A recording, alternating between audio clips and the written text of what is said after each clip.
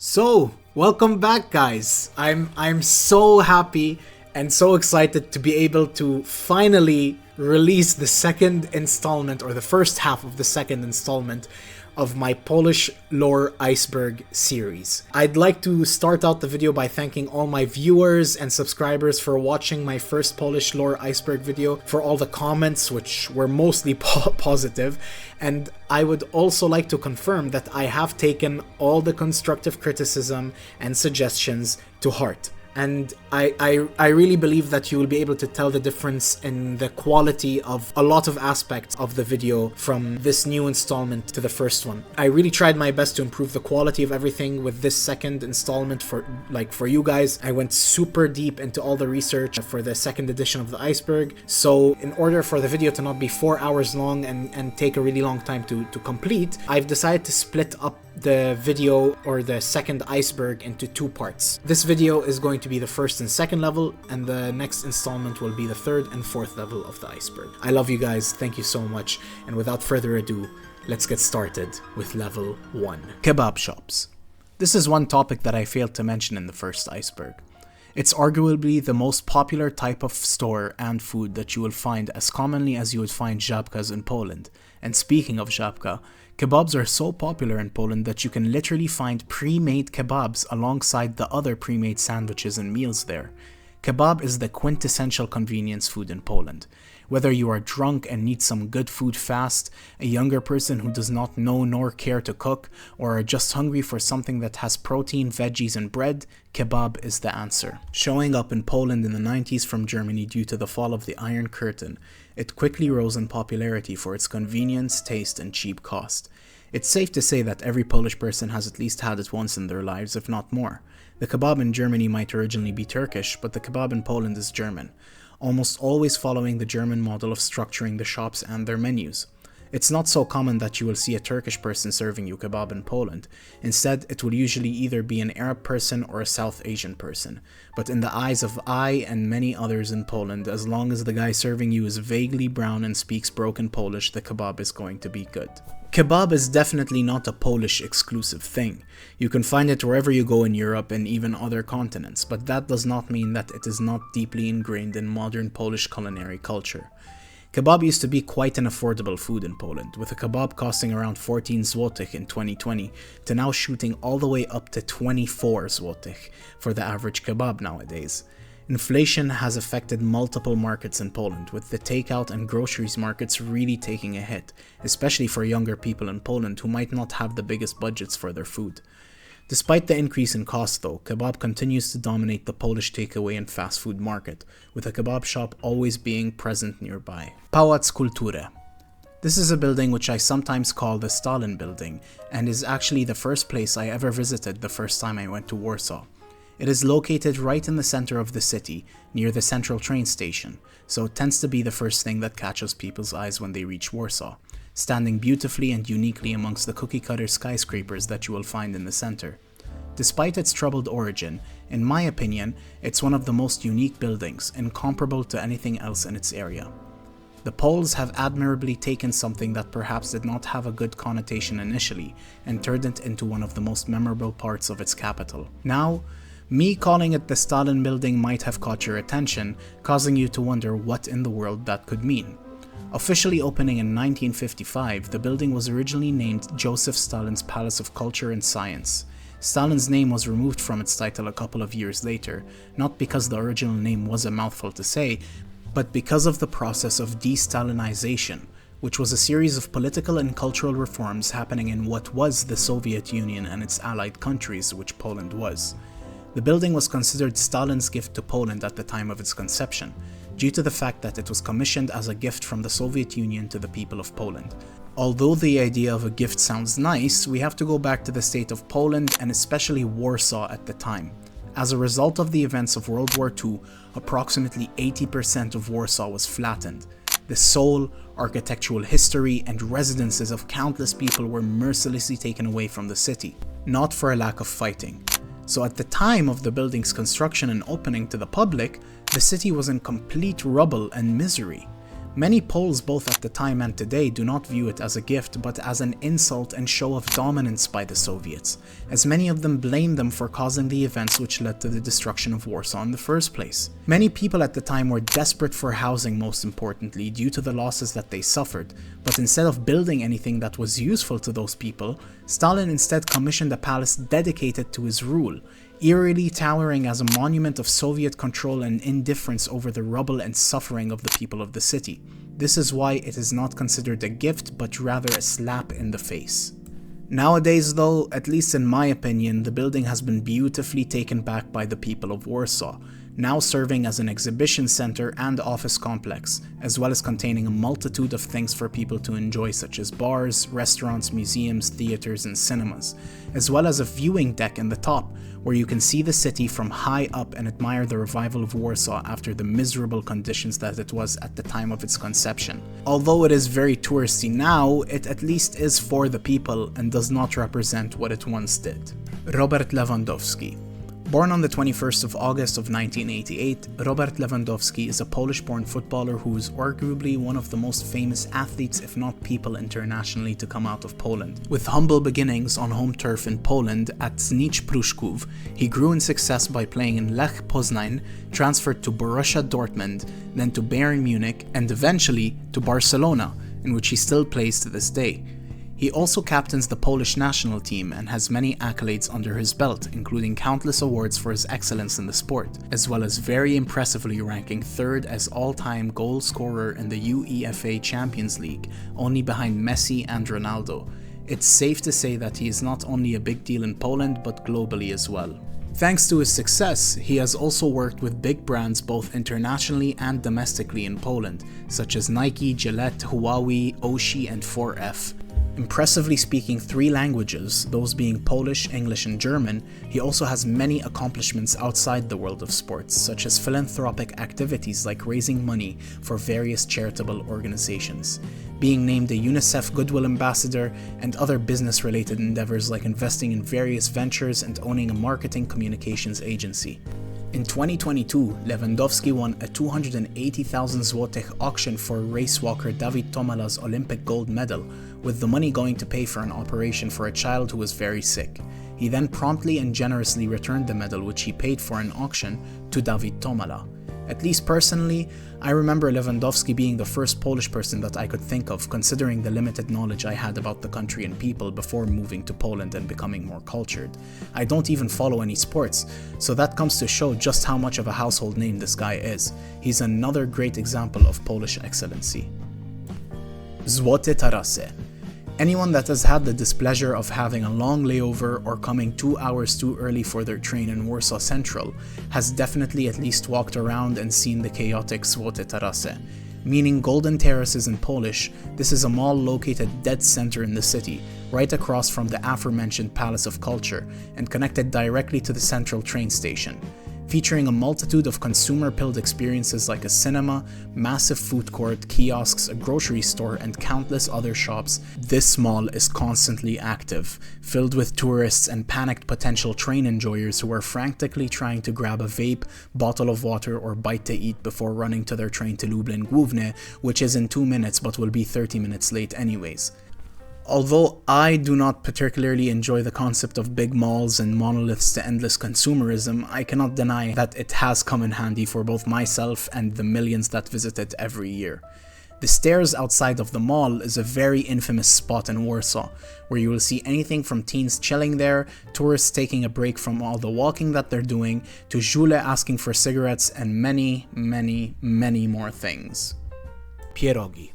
Whichever cuisine you look at, whether it is European, East Asian, Middle Eastern, African, or beyond, you will always find some type of dumpling, a dough filled with whatever you can think of. It really seems like, when you get down to it, all roads lead to dumplings. The Polish branch of that road are the humble and delicious pierogi. For all my non-Poles watching, the word pierogi is plural, with the word pierog being the singular form, despite what the Americans would tell you about pierogi being singular and pierogis being the plural form. With their exact origins not being known yet for sure, pierogi are traditionally considered to be peasant food in Poland, being eaten by people of all classes though, even nobility. They can come with many different fillings, from meat to cabbage, cheese, mushrooms, spinach, potatoes, or even fruits if you're feeling freaky, with my personal favorite being pierogi ruskie, which have a potato and cheese filling that I think goes great with sautéed onions and sour cream, otherwise known as śmietana in Poland, as a topping. They are simple, cheap, easy to make, and most importantly, delicious. I highly recommend them if you are ever able to try some traditional Polish food. By the way, do not let the name pierogi ruskie fool you. This does not mean Russian pierogi. It actually means Ruthenian pierogi, which refers to an older name for the area that modern-day Poland, Lithuania, and Ukraine are found. Other examples of pierogi in Europe include the Ukrainian, Russian, and Belarusian vereniki, and Hungarian derelie, Slovakian pierogi, and so on and so forth. They are essentially the same concept, just with local differences that make each version of the dish its own unique thing. I would honestly go as far to say that the so-called pierogis that are found in modern North American cuisine are their own thing as well, with differences that you would only find over there, such as cheddar cheese or even broccoli and cheddar, just to name a few. Polish cow. This is something that many of you will think of if you have a limited knowledge about Poland. You might even know about this and not even recognize that it's Polish. It's simply a looping gif of a dancing cow with a beautiful song called Gdzie jest biały węgorz, meaning Where is the White Eel, by Polish artist Chepis. Although the song does sound like a happy or meaningless song, especially with the association with the image of the dancing cow, it actually has a pretty dark subject matter, talking about abusing drugs as well as game-ending ideation. The song was originally released in 2015 and was revived in popularity once it was posted to TikTok and other various social media platforms with the iconic gif of the silly little cow dancing. Regardless of whether or not you can relate to or even understand the song, one thing is undeniable: the song is a certified Polish banger. Fryderyk Chopin.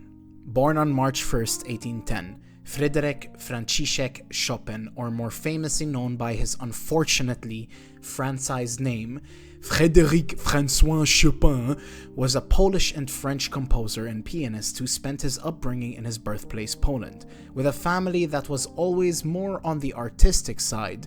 That's artistic, not the other word. He was surrounded and fascinated by music from a very young age. At 7 years old, he started piano lessons with Polish musician Wojciech Zywny. At 8 years old, he played his first public concert at a charity event, and at 11 years old, he performed in the presence of the Russian Tsar Alexander I. He was a prodigy by all means, writing various musical pieces and works from as young as 7 years old, and being enrolled in the Warsaw Conservatory of Music at 16. Chopin finally made his debut in Paris at 1832, after moving there in 1831 at the age of 21. Many Poles are displeased with the idea that he is often called a French artist first, especially since he was known to be quite the Polish patriot, even asking in his deathbed that he wished for his heart to be buried in Poland. Although he may have not been fully Polish nor French, it is important to recognize that he himself had considered himself a Pole, with many also saying that much of his work was made with Poland in his heart and mind. On November 16th, 1948, suffering through illness and depression, he graciously made his last public appearance at the Guildhall in London, playing for the benefit of Polish refugees, once again signifying his strong patriotism and love for Poland. Afterwards, he unfortunately passed away in Paris, with his heartless body being buried there, and his heart being taken and buried at the Church of the Holy Cross in Warsaw. With all this considered, I am sure you can now understand how insulting it can seem to deny his Polish side. All in all, Chopin was a fascinating and exemplary human, a great artist, a Polish patriot who is admired and remembered by many, both in Poland and, of course, globally. Maria Skłodowska-Curie. Speaking of fascinating and exemplary humans, here is another person who is often not considered a Pole, despite the reality of things. Often called Mary Curie internationally, she is known as Maria Skłodowska-Curie in her birthplace of Poland. I actually remember the first time I came to learn her Polish name, as well as even the fact that she was Polish, in chemistry class in med school, which I attended in Poland, when the teacher called her Maria Skłodowska-Curie, and upon seeing my confused, uninformed expression, letting me know that it was who I and most non-Poles knew as Mary Curie. Born Maria Salomea Skłodowska on November 7, 1867, in modern-day Warsaw, she was always an intelligent young girl who later worked as a governess and with those earnings was able to fund her sister Bronisława Skłodowska's medical school in Paris, under the agreement that she would then receive help in return, in order to receive an education. Maria moved to Paris at the age of 24 in 1891 and began to use the name Mary. In Paris, she started her education and 3 years later in 1894 met Pierre Curie, from whom she got the surname Curie after marrying him in 1895. Hence what she is known by many as nowadays, Mary Curie.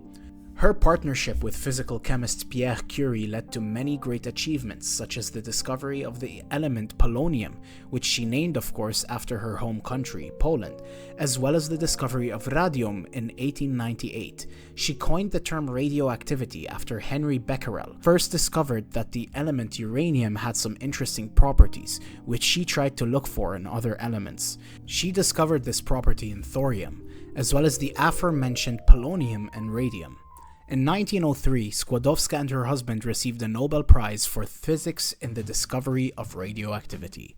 After her husband's death in 1906, Mary decided to put all her focus into her work, becoming the first woman to teach in the Sorbonne, and in 1911 received another Nobel Prize, this time the Nobel Prize for Chemistry, for her isolation of pure radium. She unfortunately passed away in 1934 as a result of aplastic anemia, which was caused by her work with radioactive materials. Due to the risk of radioactive poisoning not being known yet, she often carried radioactive materials with her in her pocket or in her office, which definitely caused the radioactive-borne illness that tragically took her life. She will always be remembered as the mother of radiation, and yet another example of Polish excellency that is trying to be claimed by the French. Femboys. Ah, yes. You knew that at some point this had to come up. The classic Poland femboy spawner meme. What is a femboy though? Is it just a trans woman? Not exactly. Although it does not have an accepted exact definition, the generally accepted idea at least is that a femboy is a person who presents and dresses in a very feminine way, while still identifying as male. People associate Poland with many things, and nowadays femboys are one of them. Although the origin of this idea is not exactly known, there are some culprits for this specific stereotype about Poland. The first one being a picture that went viral a while back of the eccentric far-right Polish politician Janusz Korwin-Mikke, softly cradling a supposed femboy at a cosplay convention in Poland. If Mr. Korwin has piqued your interest, do not worry. He will have his very own entry later on in the video.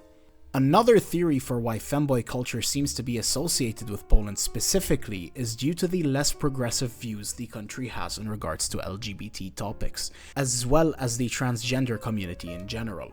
I have seen people mention that this term might be a more accepted concept for someone presenting or expressing themselves in typically female-associated things, to be called a femboy rather than a trans woman due to the technicality that femboys are still technically considered male and not female as a trans woman would be. The so-called femboy to trans woman pipeline is quite the popular idea on the internet and IRL social circles, with a good example of that being someone like the British streamer Finster, who first began dressing and presenting as a woman, a so-called femboy, and then moving on to things like HRT, which would be more associated with someone transitioning, or at least in the gender fluid realm of things. Keep in mind, this is my interpretation of things, and it might be a different reality altogether. Soviet bloc buildings. If you have been to Poland or anywhere in Eastern Europe really, you have surely come across these buildings. Known as Bloki in Poland, these buildings are inhabited by around 12 million people in Poland today, accounting for about 32% of the current population. If you live in Poland, you have either grown up in one of these buildings, visited a grandparent or relative in one of those buildings, or at least been to a few domówki, house parties, in one of those buildings. This is architecture that arose from the need for fast, cheap, and convenient residential projects that also could hold high quantities of people. According to Grayscape, thrown up after World War II in answer to an acute housing shortage, putting people in Bloki-style mass housing, blokowisko, was another building block for communists to achieve their ultimate aim to control huge swaths of people. Nowadays in Poland, apartments in these buildings are often inhabited by young people, the elderly, and international students alike, due to the cheaper cost of rent that they will typically have compared to more modern types of buildings. It is not so uncommon to see entire neighborhoods with 10 or 15 or more of these Soviet skyscraper residential buildings all lumped up together, creating a fascinating view of what seems like endless cookie-cutter residential buildings, with every apartment being the same size, each box lighting up at night with the life that it contains, and sometimes big murals or colorful designs featured on the buildings as sort of an adaptation to the modern day life, like a rejection of the sometimes depressing energy that these endless buildings would create. Speed, Mocny Gaz. As anyone with an internet connection and social media would know, Speed is one of the most famous people on the face of the earth right now.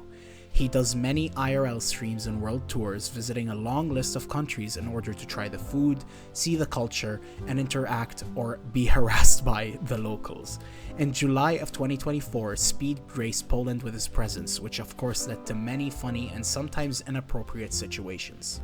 One of, if not the most famous things that Speed encountered in Poland was learning about the existence of Mocny Gaz, which literally just means strong gas, a label that one could often find on a bottle of sparkling water, indicating a high level of fizz.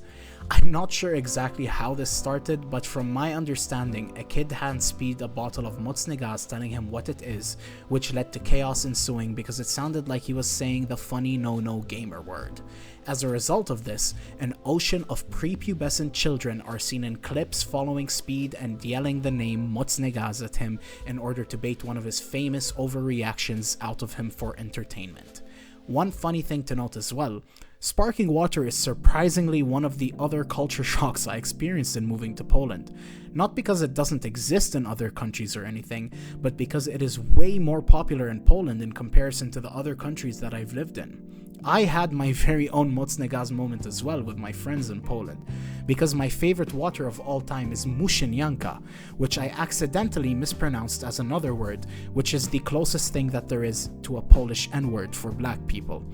Poland has a weird thing when it comes to racist water, I guess. Counter-Strike. One of the most popular video game series in Poland is none other than Valve's Counter-Strike. Whether it is Counter-Strike 1.6, Source, Global Offensive, or Counter-Strike 2, this gaming franchise holds a special place in the heart of many Poles. Whether it is the older games being played in internet or gaming cafes, or the more modern ones being played at home on the PC. Many Poles even go as far as calling it their national video game.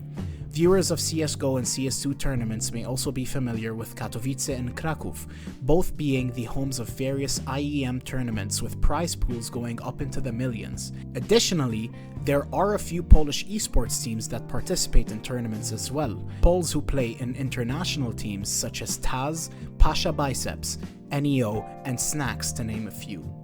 BLIK. One of the other things that I am ashamed to not have mentioned in my first Iceberg video, BLIK is the most convenient thing in Poland since Zabka itself. BLIK is a service that has the simple premise of being able to send money to other people through just the use of their phone number, as well as using codes to withdraw money or pay for things, all without a credit card or lengthy bank transfer process. Launched in 2015, it was agreed to be used by an alliance of 20 of the biggest banks in Poland and now has a reported 17 million active users, accounting for nearly half of the population of the entire country. Wojaks. With a sort of unclear exact origin, it is claimed that this work of art that has spawned endless variations had its origins in the Polish image board Vchan, which I could not even find any confirmed records of besides word of mouth on the internet or various posts.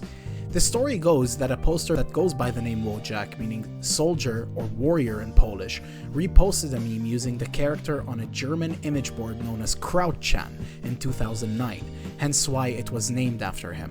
According to Wojak's namesake, he came across the image on ViChan under the file name Ciepła twarz, meaning warm face in English, and added it to a meme and reposted it. Wojak has enjoyed a ridiculously long life as a meme with many different variations, and basically a whole new internet language based on it, like adding the suffix Jack to the end of different versions of this character, or completely different characters drawn in the same style. My personal favorites are from both the Jack and Umer variants of the meme, including Chud Jack, Soy Jack, Coomer, Consumer, Shroom Jack, Fell For It Again Award, Nothing Ever Happens, and many, many more. Who knew that one of the greatest shifts in internet and social media culture came from Poland?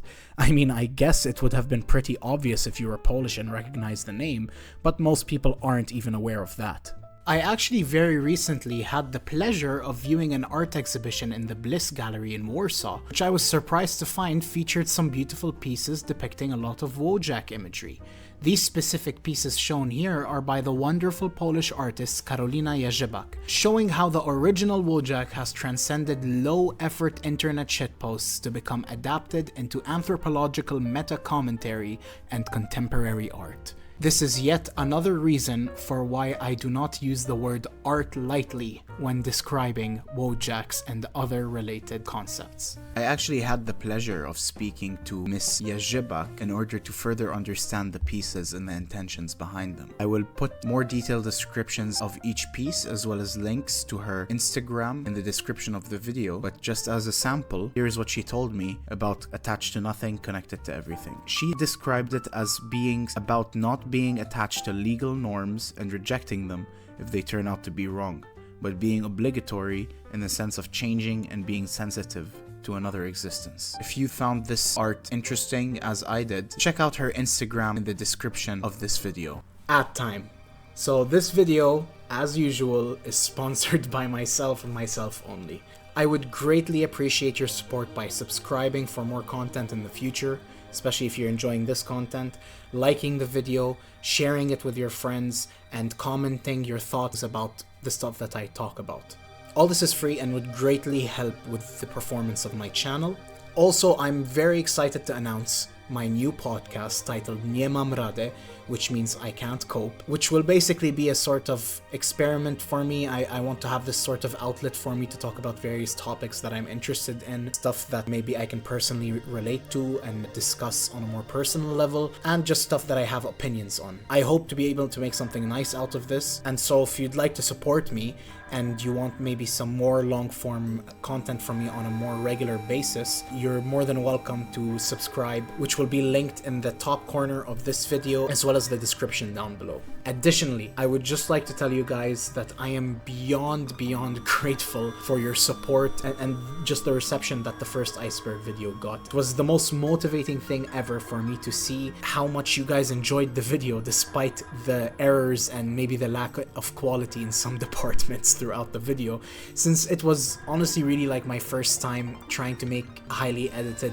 long form content like this, especially with all the research that I did, all the script that I wrote, and you know, just all the work that goes into making that was a completely new department for me. I would also like to tell you guys that I'm very humbled because from the performance of the first Iceberg video alone, I was able to initiate the process of monetization on my channel. I'm still working some kinks out. As of now, I'm able to display ads on my videos and generate revenue, which is crazy. Across my social medias like TikTok and Instagram, I get more than like maybe 5 million views a month on my videos, and I'm not able to generate any money off of it whatsoever because there's no monetization in social media in Poland besides YouTube. So I'm really grateful that I was able to get that started on my channel on YouTube because of you guys. I'm really so grateful for that, and I want to continue to be able to provide entertainment for you guys that you will enjoy. And now I can monetize, I can accept gifts, supers, and all the other like monetization related revenue streams that you can have on YouTube, and that's all thanks to you guys. And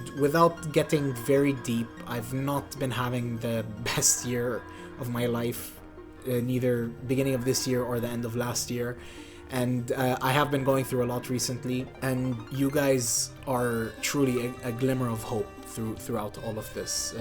I would not have been able to keep going as hard as I have been if it were not for you guys on YouTube, on Instagram, on TikTok, and even sometimes in real life. So from the bottom of my heart, thank you so much for everything, and rest assured that this is only the beginning. I do have a lot of stuff in the works. I hope that I'll be able to provide more content for you guys in the future. Now, without further ado, let's get back to the video.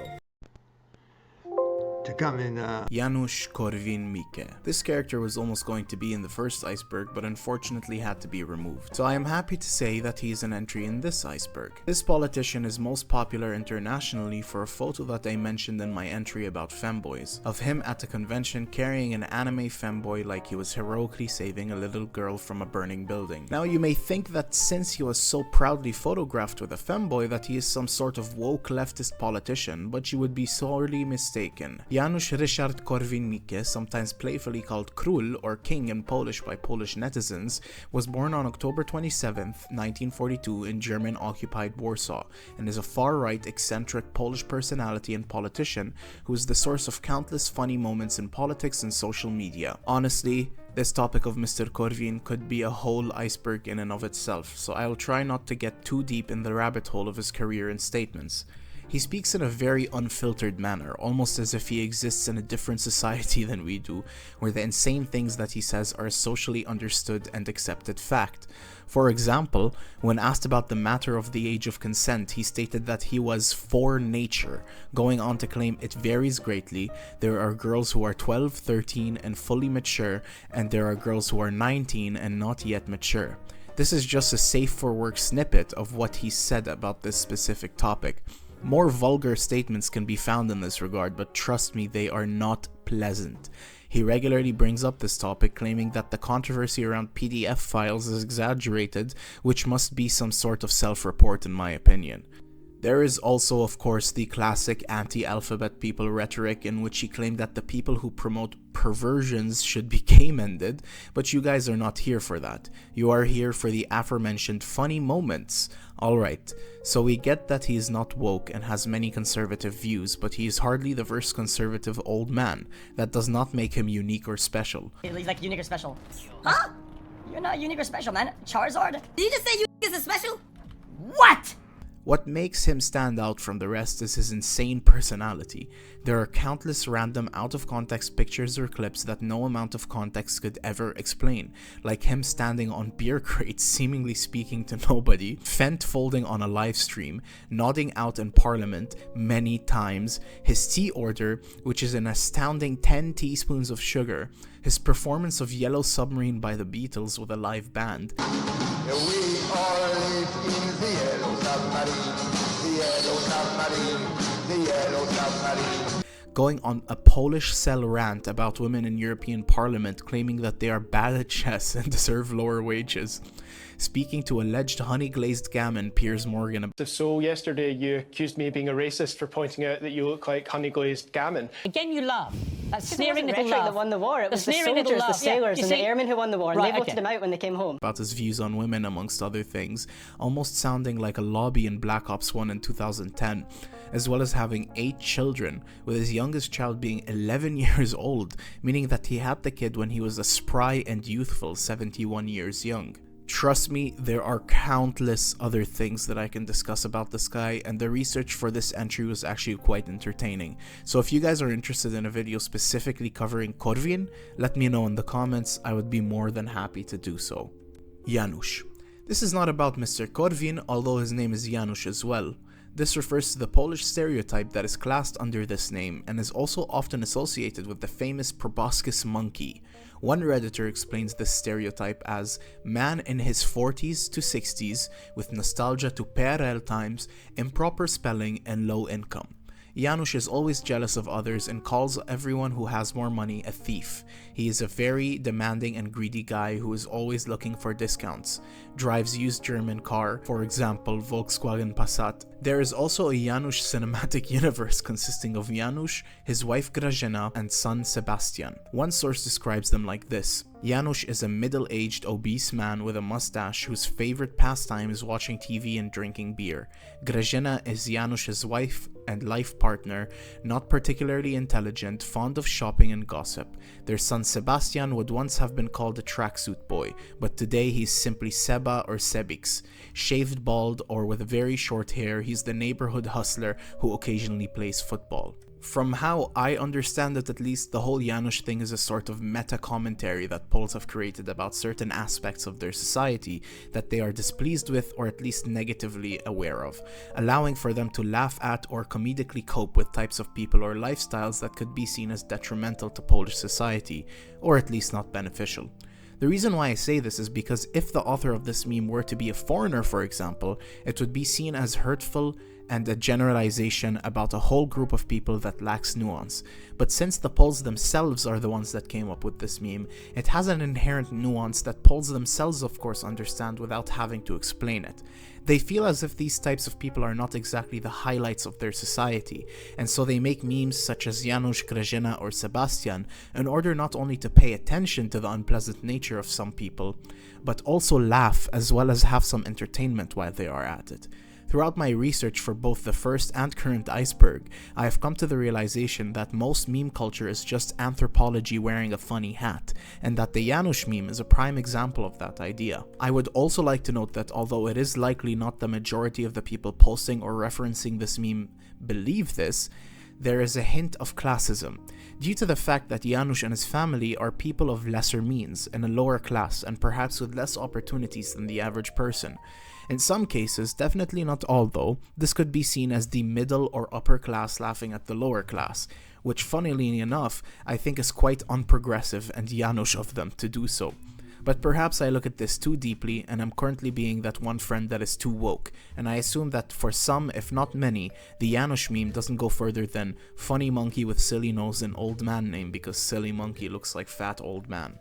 PKP. Attention train lovers, you are going to love this entry. If you have traveled in Poland from one city to another and done so by train, then you have surely encountered PKP. Polskie Koleje Państwowe, otherwise known as PKP or Polish State Railways in English, is the government-owned holding company that is comprised of its various corporate subdivisions. PKP Intercity, which is the largest railway operator in Poland for domestic, international and long-distance passenger transport. PKP Cargo, which as the name indicates focuses on freight transport and is again the largest freight transporter in Poland and the second largest in the whole EU. PKP Szybka Kolej Miejska, which originally covered passenger transport in Gdańsk, Gdynia and Sopot, otherwise known as Tricity, which I will also discuss in a later entry, but now covers a larger space with more routes to other destinations as well. And finally, PKP Linia Hutnicza Szerokotorowa, which was originally a line opened in 1979 in order to transport freight, that mostly being iron ore from the USSR, as well as coal and sulfur from Poland to the USSR. Nowadays, the line is still active with various different ideas for utilization constantly being considered and planned. The line is simply just one 400-kilometer track that goes from the Polish-Ukrainian border crossing to nearby the Polish city of Katowice. After Poland regained independence in 1918, they were able to reclaim portions of railway which were previously Russian and Austrian owned, and the Polish governments formed the Railway Department and the Ministry of Communication, officially naming the Polish railways Polskie Koleje Państwowe or PKP for short. Between this time and World War I all the way to 1990, PKP and Poland as a whole experienced many trials and tribulations, which led to the decreased quality of dependence of Poles on PKP and trains as a whole, since they were seen as less convenient than the other modes of transport at the time. Eventually though, as the market in Poland transitioned to capitalism in the 1990s, PKP experienced more competition from private businesses, but also benefited from the improved infrastructure and technological innovation as a whole. This led to many Poles regaining trust in the greatest mode of transport ever invented once more, and thus retroactively increasing the quality of service provided.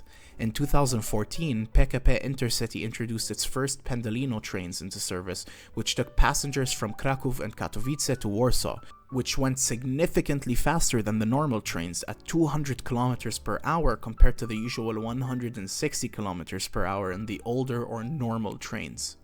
More recently, I was pleased to see PKP Intercity make a cameo in A Real Pain, an American film starring Kieran Culkin and Jesse Eisenberg, which was actually partially set in my hood of Lublin, as well as other cities like Warsaw and even Krasnystaw, shout out my homie Julia. I remember watching the movie in theaters in Lublin and getting excited, like seeing a celebrity guest star anytime I noticed something either from Lublin or Poland in general, like Old Town in Lublin, a PKP intercity train that the characters took, or just the whole concept of the town of Krasnystaw. All in all, I'm personally a regular user of PKP intercity train lines, which nowadays has a super convenient service, comfortable enough pricing, and ease of access as direct lines to other destinations for the most part. The only annoying journey for me would be going from Lublin to Gdańsk or something, but even then, it has only one layover and that's it. Also tip, never have a connection in Radom unless you want to spend the whole day there due to some delays. CD Projekt Red. Ah yes, CD Projekt Red. You know them, you love them, and some of you may know that they are Polish. CD Projekt was founded by Marcin Iwiński and Michał Kiciński, who are two school friends who started by selling games on floppy disks at the Warsaw computer market. They opened in 1994 and did not make games at first. Rather, they translated existing ones and distributed them to the Polish market. They started out by collaborating with companies like Interplay Entertainment, shoutout Fallout 1 and 2, and translating a couple of their Baldur's Gate games, which actually directly led to their development of their own The Witcher video game. The way the story goes is that originally CD Projekt were busy working on the PC version of Baldur's Gate Dark Alliance when then it was all abruptly cancelled, due to Interplay Entertainment unfortunately experiencing financial difficulties and being unable to operate as they once did anymore. This led to CD Projekt having a bunch of code left over from the development process for the game, so they decided to use this code to build the original and the first The Witcher game, which was released in 2007. Fun gamer fact, the Fallout series that we know today that Bethesda is in charge of is the way it is because of Interplay shutting down, since they were unable to continue development of the series or anything for that matter, which then led to Bethesda purchasing the rights to the Fallout IP, the same year that The Witcher was released. I just think it's pretty cool how one of, if not my all-time favorite video game series or IP, is coincidentally close to Polish lore. Perhaps that is one of the many reasons why I was spiritually drawn to this country. CD Projekt Red, established in 2002, is the game development division of CD Projekt, which is based in Warsaw and is known most famously for the aforementioned Witcher video game series, as well as Cyberpunk 2077. The first Witcher video game was a success for the small company at the time, and that led to more growth and success with future releases as well. The second and third games in the series in 2011 and 2015 respectively. The company then had the controversial release of Cyberpunk 2077 in 2020, which was very hyped but had a super shaky release. I will talk more about both The Witcher and Cyberpunk 2077 in more detail in later entries in this iceberg. They have developed their own video game engine called Red Engine that is used in various evolutions in different titles and are now one of the most well-known companies out of Poland and video game developers globally. Tymbark. This entry refers to the famous Polish fruit juice company known as Tymbark in Poland and the other many countries it is exported to, Top Joy in Hungary and Relax in Czechia and Slovakia. Established in 1936 by Józef Marek in Podhale, with their first juice flavor being apple. They now have a variety of products to offer, with those mainly being a variety of drinks from fresh juices to regular juices that have mixed flavors like apple and cherry or raspberry and mint. Aside from the beverages though, they do also produce various fruit jams and sweet dessert sauces. This might be yet another controversial take of mine, like my belief in Perła Chmielowa superiority, which I mentioned in the first iceberg, but I personally prefer another Polish brand of juice, Caprio. There was a time when I lived in Gdańsk and would polish off a 2-liter box of Caprio apple juice every day or two like it was water. I am aware that this probably was not a very healthy habit, but that was 45 kilos ago when I was 120 kilograms. I think I really enjoyed Caprio because the apple juice specifically tasted like this one apple juice I used to love as a kid when I was growing up in Lebanon, called Macau, or Makaw as it would perhaps be pronounced in Poland.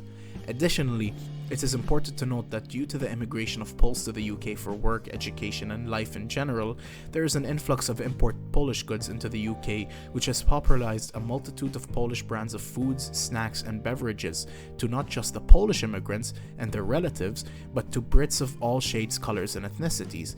Many Brits, whether Polish or other, nowadays are familiar with Tymbark amongst many other brands of Polish origin. Christmas markets. The Christmas markets or fairs in Poland are a gorgeous, beautiful place to be in the winter season, and no amount of words can describe the vibe and feeling you get from being there. So instead of telling you the history of who took the first wiadro at a Christmas market or whatever, let me tell you a story of my first experience of the Polish Christmas market, so that you could imagine yourself there in my shoes experiencing it for the first time. I will tell you about someone a few years back that was given the nickname Kasztane Dane, and how he got that name. A few years ago, when I was in a relationship with a woman from Wrocław, I came to learn from her that she would work every Christmas or winter season selling grzaniec, otherwise known as mulled wine in English, in a place called a Jarmark Świąteczny. Now, me being a young guy who was still relatively new to Poland, I was unaware of this concept of a Jarmark, which I was taught about by this girlfriend of mine. So it turns out that Jarmark Świąteczny, or Christmas markets or fairs, are a popular thing all over, but in Poland they are held in quite a big regard, especially in the bigger and more populated cities, like Wrocław for example. Another thing that is often paired with these Christmas markets are grzaniec, which is mulled wine, like I said, which are often sold in these beautifully decorated booths, often by beautiful ladies dressed in Christmas-themed winter clothes. So, I came to learn that my girlfriend at the time was working there for 6 days a week from noon to evening, and me not wanting to be alone and without her for so long, playfully asked if I could be one of the grzaniec ladies selling mulled wine at the market. She giggled and said that she would check if I could be one of the guys in the back who wash the mugs that the people drink the mulled wine from. And lo and behold, it turns out that they need another guy helping out with the cleaning operation in the booth, as well as a few other tasks. So I, being excited to make some money, gladly accepted the offer and was ready to have my first Jarmark Świąteczny experience ever, which I promptly started once the Jarmark season officially begun. Cut to me being busy washing cups, being yelled at every few minutes or so by the manager, who was this nice lady that spoke to me in Polish. Chłopaki, gdzie jesteście? Potrzebujemy kubków! Or, chłopaki, gorąca czekolada się skończyła szybko! Then, the manager came to me and said to me, hey, we need a guy preparing and selling kasztane at our nearby booth. Go to Robert and he will teach you everything. So, I go to the booth and Robert, who did not speak a lick of English, would primitively communicate to me in little words what to do so that my non-Polish mind could understand, and I promptly became an expert in the craft, preparing and selling pieczone kasztane, or roasted chestnuts in English, to all the Poles and tourists who were visiting and touring the bustling and lively Christmas market. I would of course always run back to the grzaniec stand to my girlfriend and her co-workers with a bag filled to the brim with free roasted chestnuts for them to snack on while selling the grzaniec. As some of you may know, I have a TikTok page that I've been spamming on for years, way before I ever posted anything to YouTube, and I would post about my side quests in kasztane in the Polish Christmas market, when one commenter came up with the silly nickname Kasztane Dane. And that, ladies and gentlemen, is the story of how I experienced my first Christmas market and got a silly little nickname in the process. Milk bars. Yet another beautiful Polish invention is the humble bar mleczny, or milk bar as it is known as in English. These are found all over Poland and are very basically Polish cafeterias that serve traditional Polish food and drink at reasonable prices, most of the time at least, to the hungry masses of Poland.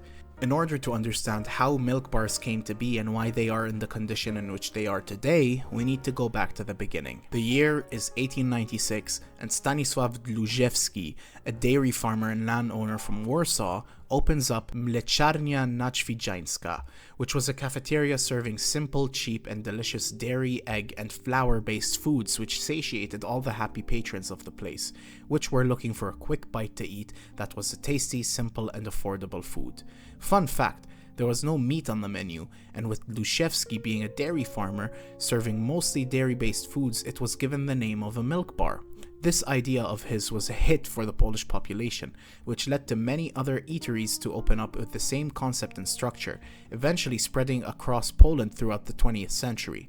The concept of the business was attractive to businessmen due to the commercial success that they had, and they were commercially successful because it was attractive to customers due to its simple yet convenient concept. Later on, the economic depression of 1930s Poland and World War II were times where people were not of many means and had to be practical financially, which is why milk bars were quite attractive for food.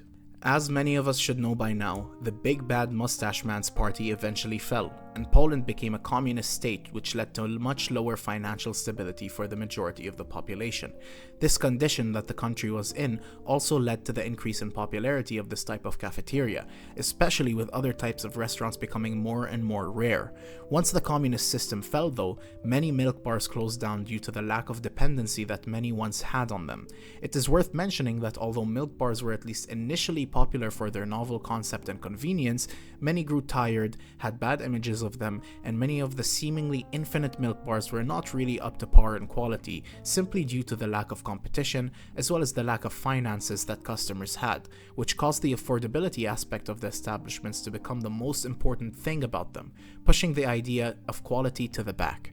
As pointed out by Culture PL, this idea that people had can be seen in a scene in the 1981 Polish film Miś, in which the audience is presented with an exaggerated and funny image of a milk bar where all the cutlery were chained and the plates were bolted to the table. In more recent times, the classic Polish milk bar has made a sort of comeback by appealing to nostalgia by still keeping things simple, as well as diminishing the negative image that was once had by providing good quality food and better customer service.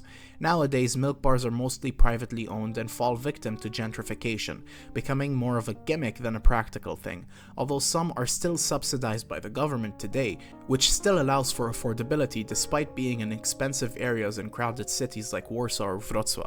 I have been to a few milk bars in Poland and have thoroughly enjoyed the food and system of the place, and have sampled many Polish dishes like pierogi, kotlety, naleśniki, among other things. Always, of course, with a delicious glass of kompot on the side. It is fascinating to see the perseverance of this 100-year-old Polish tradition, although shocking to remember that there is only a mere 150 bary mleczne compared to the 40,000 that there used to be in the peak of its popularity. By the way, just to help visualize how big that 40k number is, right now as I am writing this script, there are 12,000 Zabkas in Poland, meaning that there were 4 times the milk bars than the amount of Zabkas today. Tricity. Located on the Baltic coast in the Pomeranian Voivodeship, or Województwo Pomorskie in Polish, the term Tricity or Trójmiasto refers to Gdańsk, Gdynia, and Sopot, 3 of arguably the most popular cities in Poland, especially for both domestic and international tourism, as well as events, education, and everything in between. I even spent a year of med school in Gdańsk, with Gdańsk being the first city I ever set foot in Poland, and what made me finally decide to move there as well. Nowadays, though, I live in Lublin. No regrets. The way I see it, at least from my experience, is that Gdańsk and perhaps Gdynia too are great for tourism, education, and work, while Sopot is mostly great for partying and tourism. All serve their own unique purpose that makes them stand out though. Scandinavians love Tricity though, especially Gdańsk from my experience, with many of my classmates there either being Swedes or Norwegians. Even when you see a brown person there, they end up being Scandinavian as well. Currently, there are a total of 960,000 residents in what is considered the Tri-City area, with about over 480,000 people in Gdańsk, over 245,000 people in Gdynia, and nearly 33,000 people in Sopot. Whether you are in Gdańsk to study, work, or visit the Solidarność Museum, or in Gdynia for the Opener Music Festival, which is the largest summer music festival in Poland, then Sopot to get wasted and become the subject of a street interview, the Tri-City area of Poland is definitely worth a visit. Emo Kid Clutching. You may not know the movie, but you have definitely seen the meme. And yet another one of the countless contributions that Poland has made to the modern meme culture, Emo Kid Clutching is a clip taken from a 2011 award-winning Polish film whose name I cannot say but roughly means IRL Rage Quitting Room, which has a pretty dark plot, but is still filled with many memorable and even sometimes funny scenes. We actually watched the movie together in my Discord server a while back, and I personally had a great time learning more about the movie itself, going beyond the meme. This movie deals with many themes, such as the struggles of being a teenager, coming to terms with yourself, and other relevant things. This movie is a great time capsule as well of how teen culture was like in Poland in the late 2000s to early 2010s, especially for people who may have not had that experience personally, such as myself. Although the school in which the main character attends is perhaps not the average high school that a Polish person would, the themes, perspectives, and ideas explored in the movie definitely are common and relatable. The meme itself took off in late 2024, primarily on TikTok, with users posting many different memorable scenes from the movie to the platform, primarily one showing the main character, Dominik Santorski, walking out of a building looking like a peak Hot Topic 2010 emo, clutching a boom boom stick in his hoodie pocket, seemingly very frustrated and itching to use it. The dramatic and almost over-the-top nature of the clip made it fun to use as the basis for many captions describing scenarios in which someone could become frustrated with or tired of something. If you have not seen the movie, I highly recommend it, as long as you are comfortable with sensitive topics and various dark themes. Drwal Burger.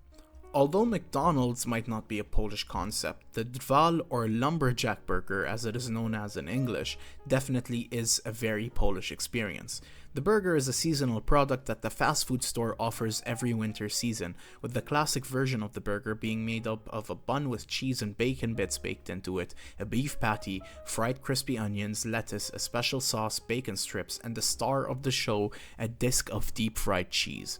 All these ingredients make this caloric behemoth of a burger add up to a whopping 915 calories for the single patty classic version, or 11,152 for the double patty classic version.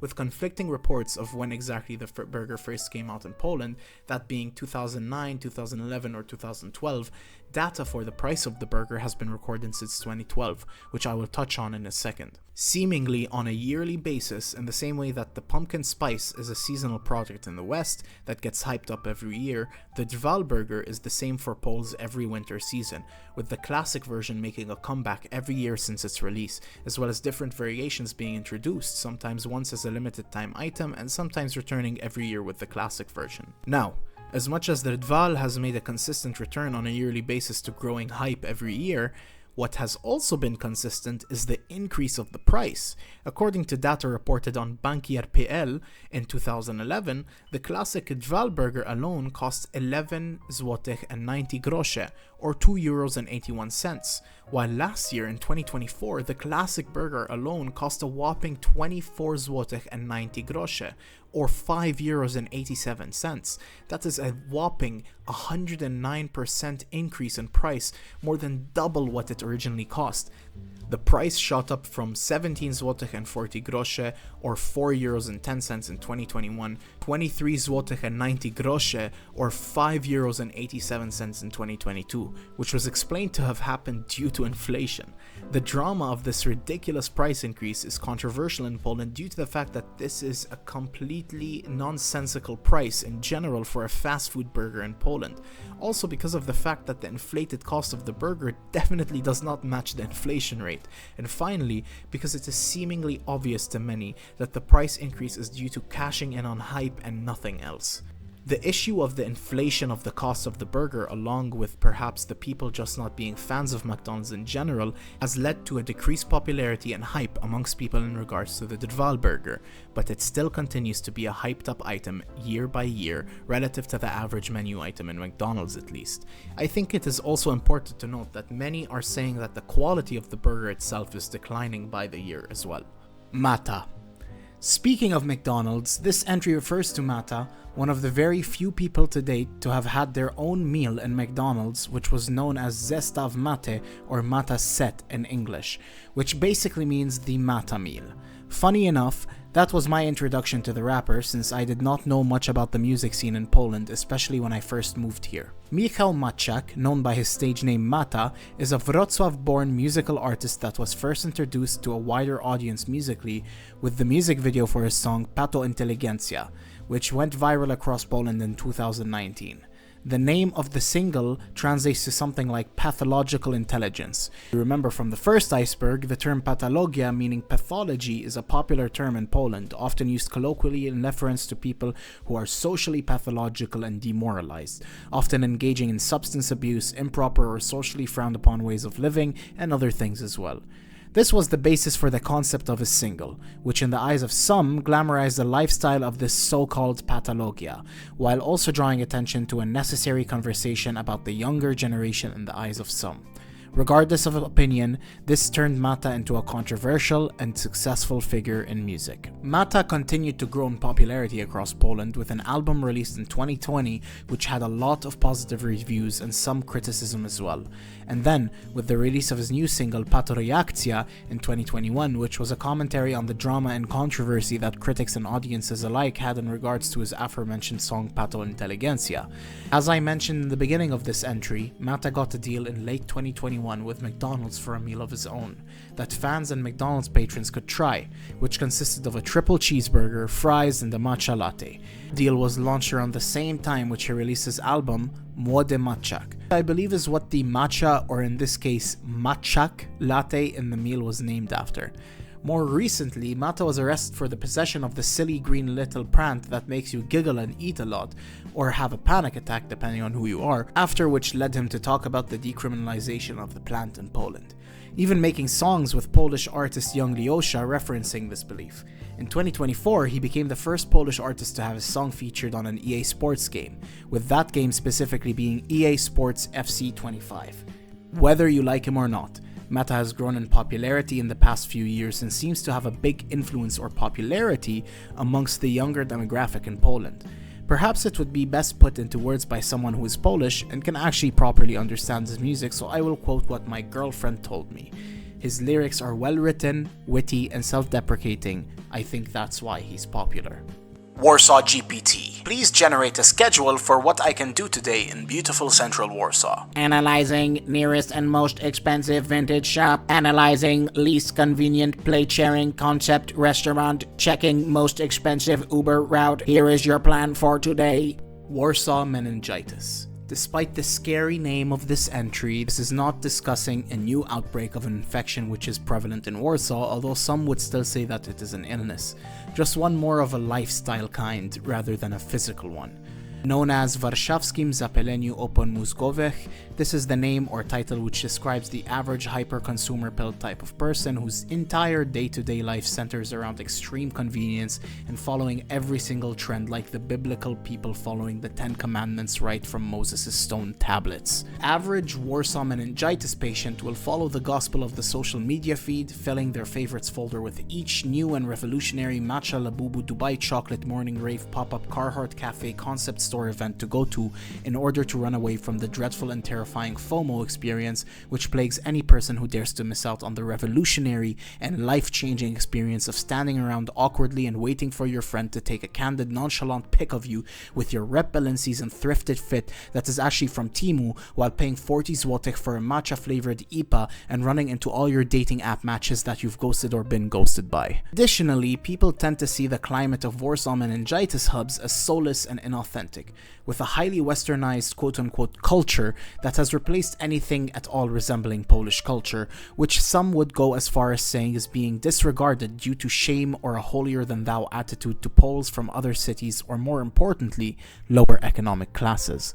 That is another thing that I should mention. This lifestyle is mostly born out of wealth, whether they are extremely wealthy from doing 30 crypto rug pulls a day or having rich parents, or upper middle class from a tech sector occupation, or are less economically viable and is just constantly taking on debt and living paycheck to paycheck in order to support the lifestyle.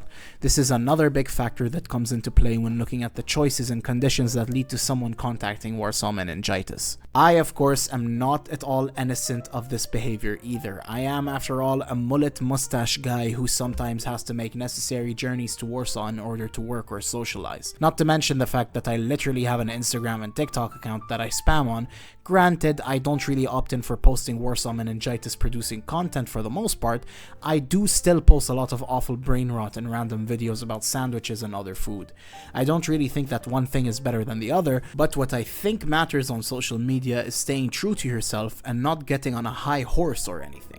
Speaking of staying true to yourself, I think that is the main gripe that people have with Warsaw Meningitis patients. Most of them are not enjoying what they are doing at all, and that they are probably sick of pretending to be someone that they aren't, and perhaps additionally, the obsession with convenience at any cost is the least respected thing about it. Ubering instead of taking a 5-minute bus or a 15-minute walk, ordering food literally every day, going to a vintage shop to buy an overpriced jacket to get the thrifted look instead of just going to the thrift store, and much more are all things that are fueled by this obsession with consumption and convenience. The Witcher. Originally a book series titled Wiedźmin by Polish author Andrzej Sapkowski, The Witcher Saga, as the original books are known as today, is a series of books which is set in a universe where humans, elves, gnomes, dwarves, and more, and the narrative has Geralt of Rivia as the main character. The series originally started out as a series of short stories which Sapkowski authored, with the first short story being written for a fantasy short story competition held in 1985 and published in 1986, which was being held by Fantastyka, a Polish sci-fi and fantasy genre magazine. Sapkowski came in third place for his submission of this short story and subsequently released a few more short stories surrounding Geralt of Rivia, with similar themes and ideas, which were then compiled into a single book, a collection of short stories titled The Witcher, which was released in 1990. This book series became quite popular across Poland and other Eastern European countries as well, with the dedicated Sapkowski releasing a book every year continuing the story of the Witcher universe all the way up to 1999. In 2001 and 2002, a TV series and film were made based on the stories published by Sapkowski, starring our first ever live-action Geralt, Michał Zebrowski. It is notable that Sapkowski himself did not seem to be too happy with neither the show nor the film, with another movie never being made and the show being cancelled just after 13 episodes. It shows two things: how popular the IP was becoming in Eastern Europe, as well as how adaptable it is to other forms of storytelling. There is also clearly a potential for the audience to become global, with the right teams behind everything, and of course with translation. This is where the GOAT's CD Projekt come in, because for most of the global audience, what we know today as the Witcher IP was first bought to us by our good friends CD Projekt and their game development studio, CD Projekt Red, with their work on producing and publishing their The Witcher video game series. Notably, this was not the first attempt at a video game based on the books though. In 1996 and 1997, Metropolis Software, a Polish company, was working on development for a video game based on the books, but production was cut short and cancelled. Interestingly though, Adrian Chmielarz, the director of Metropolis Software, claims that the English translation of Wiedźmin to Witcher did come as a result of the production of this video game, since there were multiple ways to translate it, such as the Hexer for the original Polish series and film. In 2003, CD Projekt approached the author Andrzej Sapkowski in order to negotiate the terms for the rights for a potential video game based on the books, which they then came to an agreement on for a seemingly good deal, foreshadowing, and then subsequently began production on the first game, which, as I mentioned in my first entry talking about CD Projekt, was developed using leftover code from the cancelled development of a game with the GOATs, Interplay Entertainment. This led to the release of the first game of the series in 2007, titled simply The Witcher, which was only released for PCs and Mac OS, which was released domestically in Poland by CD Projekt Red and globally by none other than Atari of all companies. This game was successful in three things. It was successful in proving that the IP was adaptable to a new medium and did well, that the IP could be translated and enjoyed globally, and that a new generation of audience could be introduced to the Witcher universe and fall in love with it. Considering that this was the first game developed and conceptualized in-house by the then relatively unknown developer CD Projekt Red, The Witcher did very well when it was released and sold 1 million copies in its first year. Keep in mind as well that the game did not have a native console version, meaning that these sales were all only for epic PC Master Race gamers. CD Projekt Red developed and released a second installment in the video game series in 2009, titled The Witcher 2: Assassins of Kings, which this time was also released on Xbox but not on PlayStation, and then, most recently, The Witcher 3: The Wild Hunt in 2015, which this time was released for both the Xbox and PlayStation, the Nintendo Switch, and of course the PC as well. This game was super successful both domestically and globally, with the game receiving very high ratings and love from both old fans and new alike. The game had a mind-boggling 1.5 million pre-orders, which is amazing compared to the first year sales of the first game. In its first 2 weeks, it sold 2 million copies, then 4 million in the first 6 weeks, and 60 million in the most recently reported data as of May 2025. This makes the game one of the best-selling and most successful video games ever, and is generally considered the best installment in the video game series as a whole. Currently, a fourth entry in the series is in development, as well as a remaster of the first game, which fans are very excited for. Now, here comes the foreshadowed event. Remember that quote-unquote good deal which I told you about that happened between the author and developer of the game for the rights? Well, initially when CD Projekt was in negotiations with the author of the original books, Andrzej Sapkowski, CD Projekt offered royalties for the games as well as an initial upfront fee for everything, but not really believing in the success of the game, Sapkowski rejected the offer and instead asked for a one-time fee with no royalties, all paid up front. The author is quoted as saying, "I was stupid enough to sell them the rights to all of my novels. They offered me a percentage of their profits. I said no, there will be no profit at all. Give me all my money right now, the whole amount. It was stupid. I was stupid enough to leave everything in their hands because I didn't believe in their success. But who could foresee their success? I couldn't." This led to the only money that Sapkowski had made from the game to be just the original 35,000 złotych, or 8,280 euros, which was agreed on by both parties. Since the game was very successful, Sapkowski felt he was owed more money, regardless of the original deal that was made. In 2018, Sapkowski ended up requesting 6% of the profit made from the lifetime of all the games up to that point to be paid to him, and this led to a disagreement between CD Projekt and the author. Even though CD Projekt was within their rights to reject any request to pay more money to the author, they came to an agreement with him to pay him and settled out of court in late 2019 with a payment of an undisclosed sum of money. CD Projekt did not want Sapkowski to feel as if he was wronged and stated, "It is the company's will to maintain good relations with authors of works which have inspired CD Projekt Red's own creations. Consequently, the board will go to great lengths to ensure amicable resolution of this dispute. However, any such resolution must be respectful of previously expressed intents of both parties as well as existing contracts." There is of course also the Netflix series and prequel adapting the books as well, starring Henry Cavill as Geralt in the first 3 seasons and Liam Hemsworth as Geralt in the 4th one. This is a whole other rabbit hole to go down in and of itself, so let me know if you would like a video talking about this in depth in the comments. Briefly though, the series brought an even bigger audience to the Witcher IP and increased its popularity even more, boosting game and book sales as well. Cyberpunk 2077. While this IP is not originally Polish, the video game itself is.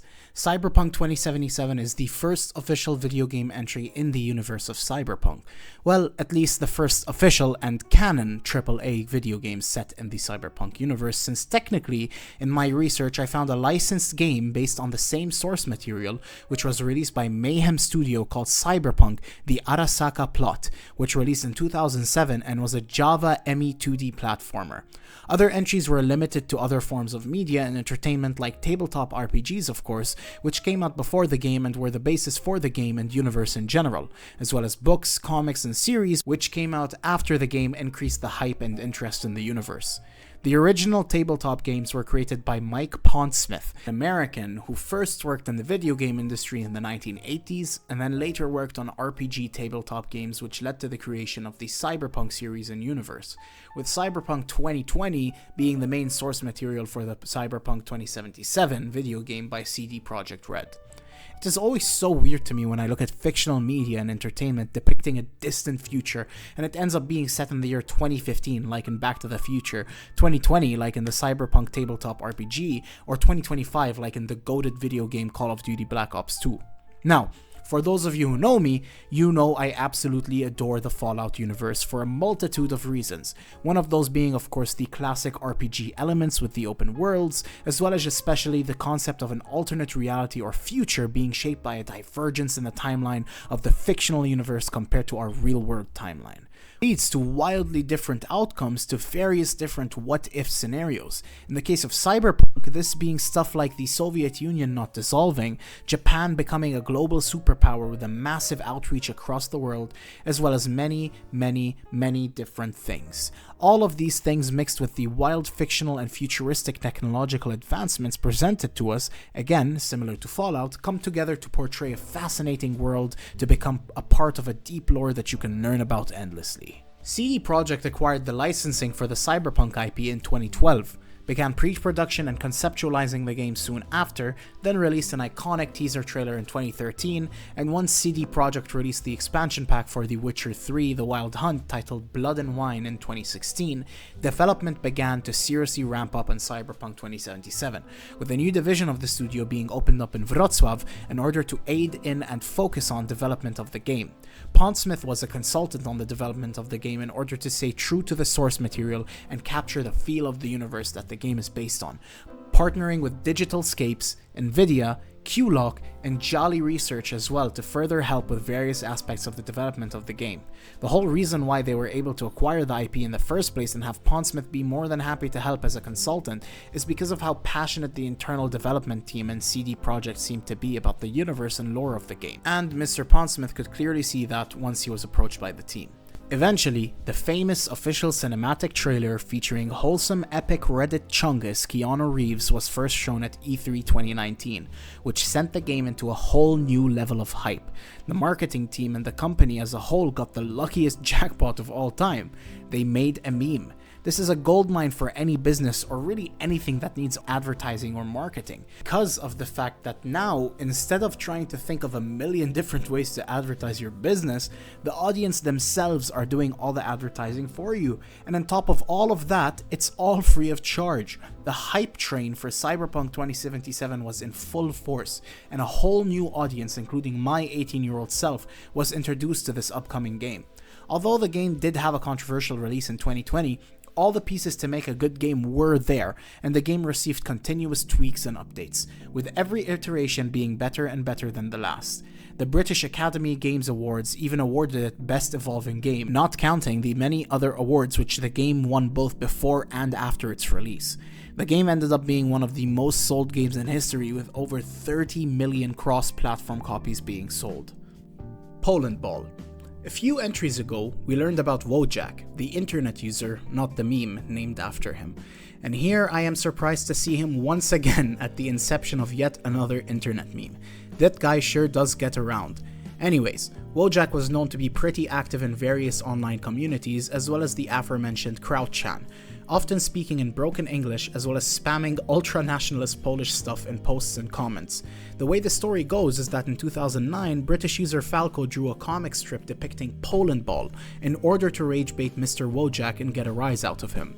One notable thing that people argue about is whether or not Polandball being upside down and technically thus being Indonesia Ball was intentional or not, with some people saying that Falco was too ignorant to know the difference or that he did this on purpose in order to add to the rage bait. After the first Polandball strips took off, other online users began to make their own versions, this time depicting other country balls in the strips, with Polandball often still being a central character in them, but not always. Eventually, the whole concept of country balls started to take off, with posters using the medium of the country ball comics in order to cover various topics related to countries and international relations between countries, as well as things like history, current affairs, stereotypes, memes, and other countless things. It actually became a pretty fun way to digest new information that you otherwise would not have read about in almost the same way an educational cartoon would, although with more adult, vulgar, and NSFW themes from time to time.